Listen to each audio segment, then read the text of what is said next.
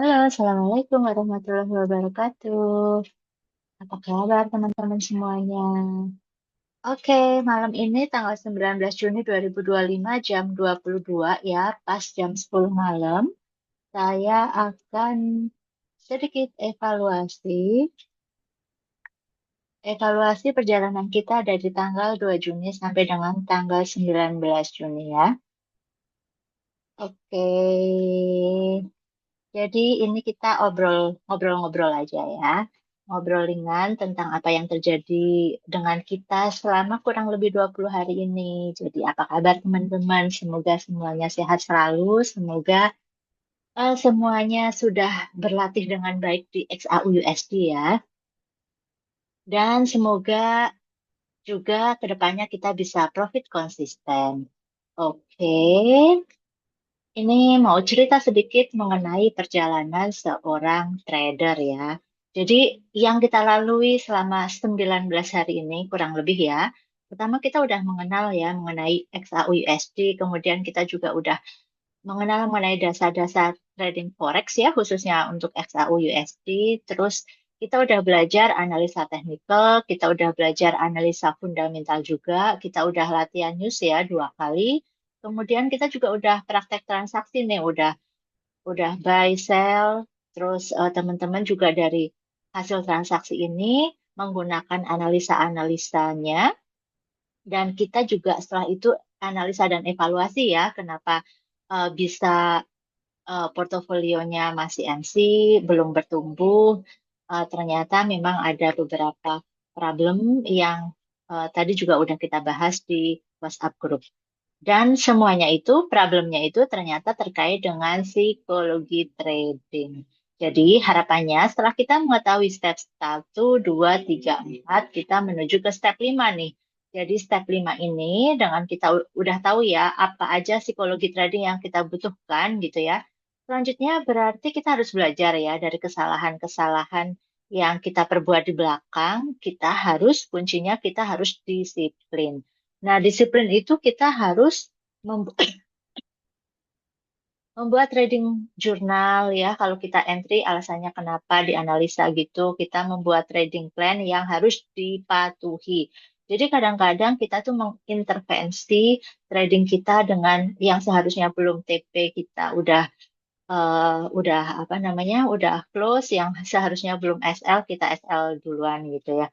Nah, di step kelima ini juga problem saya gitu ya. Bukan berarti saya udah jago gitu, tapi memang saya juga masih membenahi di poin kelima ini dan mari bersama-sama ya dengan teman-teman kita saling membenahi, saling menguatkan satu sama lain sehingga nanti kita bisa menjadi trader yang sukses.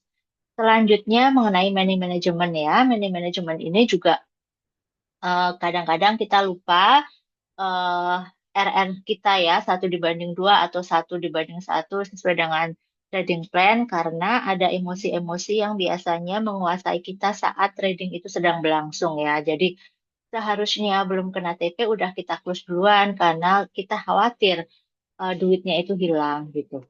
Terus selanjutnya ya dengan kita berlatih terus harapannya nanti kita mempunyai psikologis yang tenang. Oke, nah ini adalah evaluasi dari praktek kita trading sampai dengan hari ini, 19 Juni ya harusnya, 19 Juni 2025. Hasil dari real tradingnya, kira-kira permasalahan yang tadi juga kita udah obrolin di WhatsApp group itu kita MC. Kenapa kita bisa MC? Berarti karena kita belum menggunakan money management yang baik ya. Kemudian mungkin juga bisa dibantu kalau target SL sehari itu sama dengan maksimal banget itu sesuai rata-rata target profit sehari. Misalnya kita target profit sehari 100.000, maka kita usahain maksimal banget itu target SL-nya juga 100.000. Jadi asumsinya hari kemarin udah profit, hari sekarang loss, itu kita masih BEP ya, atau akun kita itu masih belum bertumbuh. Tapi harapannya besok kita bisa profit, bisa bertumbuh, besoknya profit, bisa bertumbuh. SL sehari itu masih bisa ditutupin dengan hari-hari yang lain. Kemudian juga ketika kita udah SL ya, apalagi kalau SL-nya udah lebih dari sekali atau dua kali, kemudian kita entry lagi dan SL lagi, itu biasanya udah psikologisnya juga udah kacau ya. Jadi kita harus stop trading setelah loss agar psikologis tidak terganggu. Yang nanti takutnya kita itu balas dendam atau revenge ya. Kemudian yang kedua, sering banget kita tuh TP kecepatan. Sedangkan kalau merah kita itu berani nahan loss gitu. Jadi TP kecepatan itu karena kita sebagai pemula itu suka ya angka yang biru-biru ya udah 10.000, udah 20.000, pinginnya tuh langsung di close karena takutnya udah 20.000 turun lagi malah minus ke 10.000 gitu. Jadi kita TP kecepatan. Padahal kalau kita biarin aja mungkin kita bisa profit sesuai dengan RR kita, misalnya target 5 poin bisa sampai kurang lebih di 75.000 gitu ya. Nah, karena apa? Karena kita itu lupa menghitung ya, karena kita udah dipenuhi dengan psikologi yang fear gitu. Jadi kita tuh lupa menghitung kalau salah lossnya berapa, yang hilang, kalau benar profitnya berapa. Kenapa? Karena profit ini harus bisa nutupin loss biar minimal akun kita itu bisa eh, apa modal kita bisa terjaga. Jadi solusinya kita harus disiplin sesuai trading plan. Gunakan minimal RR 1:1 atau idealnya di 1:2. Nanti kalau kita udah pro, kita bisa pakai 1:3. Oke, kesalahan yang ketiga, karena kita confidence ya, wah win-win-win terus gitu ya. Kayaknya marketnya bullish nih. Kita udah menang terus gitu ya, udah dapat banyak, maka kita menaikkan lot nih. Jadi solusinya kita sebagai beginner atau pemula, maka kita harus menggunakan lot yang konsisten ya. Kita latihan dulu aja dari 0,01 lot, dan kita harus menghindari trading berlayar-layar ya. Misalnya 2 layer 0,01 atau bahkan sampai 5 layer. Kemudian yang keempat ini overtrade ya. Jadi solusinya itu mencukupkan diri sesuai target dan bersyukur gitu. Jadi kalau target kita udah terpenuhi 100.000, ya udah close dulu, kita istirahat. Kita bersyukur, alhamdulillah hari ini udah dapat profit. Karena kalau kita nanti trading lagi, khawatirnya malah 100.000 yang kita udah dapetin malah jadi berkurang atau malah minus ya. Jadi kita tuh harus meyakini ya, kita harus penuh dengan keyakinan atas trading plan kita dan juga kita harus meyakini bahwa kualitas trading lebih penting daripada kuantitas trading. Jadi apalah arti kuantitas atau tradingnya banyak kalau ternyata misalnya ujung-ujungnya jadi loss. Kemudian yang kelima nih, kita itu di tahap saat ini sebagai beginner, maka kita harus fokus pada trading for skill. Fokus pada trading for skill. Jadi kita itu harus meningkatkan skill kita ya, biar nantinya skill kita itu atau knowledge kita itu bisa membuahkan hasil dalam bentuk uang ya. Jadi dengan kita harus fokus pada trading for skill, maka kita itu harus membiasakan diri, mendisiplinkan diri. Oke. Nah, apa yang terjadi dari ini semua? Ini ternyata sesuai dengan teori yang pernah kita bahas sebelumnya ya. Kalau sebelumnya itu mungkin teman-teman lihat ini emosi utama dalam trading gitu kan sebelum teman-teman itu entry ya atau sebelum mengeksekusi. Jadi kayaknya oh iya ada fear, ada serakah, ada ragu-ragu, ada dendam, ada overconfident confidence gitu. Jadi kayak nice to know aja ya. Tapi ternyata setelah kita beneran masuk ke real trading, oh ternyata bener nih ini semua menyebabkan kesalahan-kesalahan ini gitu ya.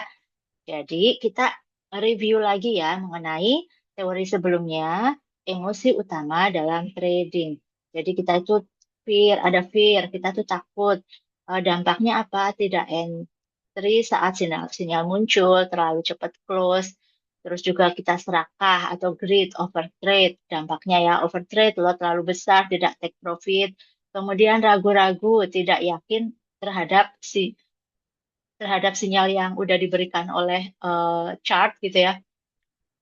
Dendam atau revenge, entry berlebihan setelah loss. Kemudian overconfidence, abaikan analisa dan risiko. Jadi kayak pede aja yang lihat bullish langsung masuk masuk masuk gitu. Ternyata pas kita masuk mungkin itu sedang di puncaknya, malah setelah itu retrace ke bawah. Ini penyebab utama kegagalan dalam trading, tidak punya rencana trading. Tadi ya balik lagi ke trading plan. Overtrading dan FOMO, tidak siap menerima kerugian. Nah, ini kalau TP kecepatan itu karena kalau udah untung kita takut ya nanti jadi rugi. Lalu fokus pada hasil bukan proses. Jadi mari kita berproses bersama-sama, tidak punya manajemen risiko, tidak sabar menunggu sesuai setup trading. Oke, nah kita sekarang belajar mengenai piramida trading nih. Jadi piramida trading ini kayak kebutuhan manusia ya, di mana kebutuhan dasar, apa primer, sekunder, tersier gitu. Nah, ternyata dalam piramida trading itu technical analisis sama fundamental analisis ini hanya porsinya tuh sangat kecil gitu. Jadi dari keseluruhan proses kita yang di materi sebelumnya kalau nggak salah tuh 10% gitu ya. Nah, selanjutnya itu kita harus fokus pada money management. Oke, dan porsi yang terbesar itu ternyata adalah masalah psikologis. Jadi, terkait dengan masalah psikologis itu, ini adalah kata-kata dari coach saya ya, yang saya suka gitu sama kata-katanya, saya capture kata-katanya. Trading adalah seni menepati janji yang Anda bikin untuk diri sendiri gitu. Jadi, kita itu harus belajar untuk menepati janji ya, sesuai dengan trading plan tadi. Oke, nah ini saya juga membaca buku Trading in the Zone ya, walaupun belum selesai bacanya, beberapa yang udah saya baca juga saya share ke WhatsApp group.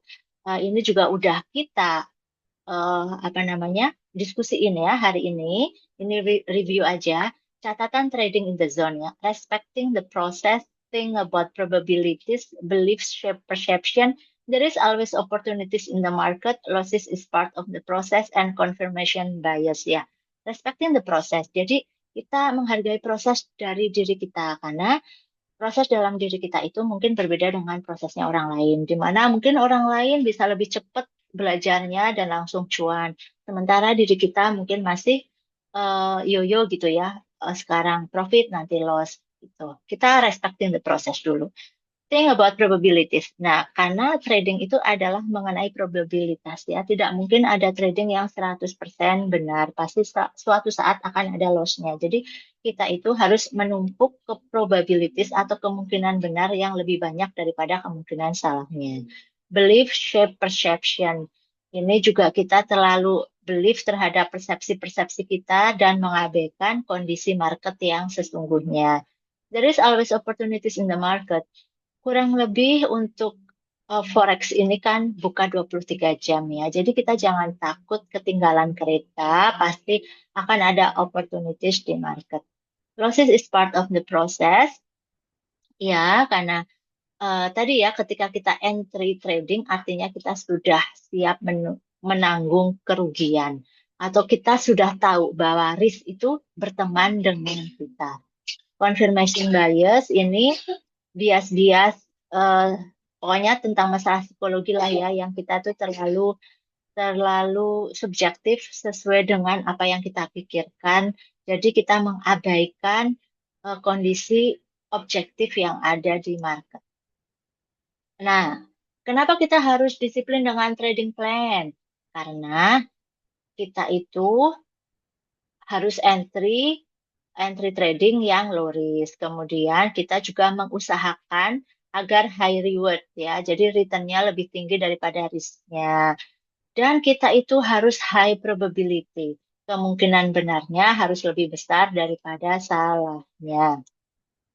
Nah, sebenarnya aktivitas trading yang kita lakuin itu, pertama kita itu bertugas sebagai seorang analis ya, di mana seorang analis itu kita bikin trading plan, kita charting, kita menganalisa di trading view atau investing, dan kita mencari setup yang tepat. Saat analisa ini kita tidak entry.